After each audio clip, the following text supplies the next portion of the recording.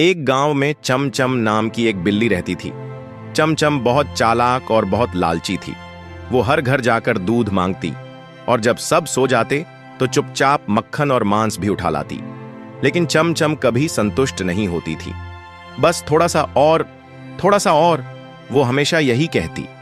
एक दिन चमचम को खबर मिली कि बूढ़ी अम्मा के कमरे में एक सोने की मछली रखी है जो किसी खुशनसीब बिल्ली को हमेशा के लिए अमीर बना सकती है। चमचम ने मौका ढूंढा और रात को खिड़की से अंदर कूद गई। सोने की मछली सामने एक कांच के बाउल में तैर रही थी। चमचम की आंखें चमक उठीं। जैसे ही उसने मछली को पकड़ने के लिए पंजा आगे बढ़ाया, अचानक बाउल चमका और मछली बोल पड़ी, लालच बुरी बला है, ओ चमचम, अब तू कभी संतुष्ट नहीं होगी। और वहीं चमचम पर एक श्राप आ गया। अब जहां भी चमचम जाती हर चीज दो दिखती, लेकिन एक भी हाथ नहीं आती। दो रोटियां लेकिन हाथ खाली, दो मछलियां लेकिन मुंह खाली, दो प्याले दूध लेकिन जुबान तक न पहुंचे। वो हर समय भूखी, परेशान और थकी थकी रहने लगी। आखिरकार उसे अपनी गलती का एहसास हुआ।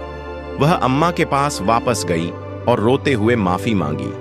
अम्मा ने दया करके कहा, अगर अब तुम लालच नहीं करोगी और दूसरों की चीजों का आदर करोगी तो तुम्हें फिर से सुकून मिलेगा।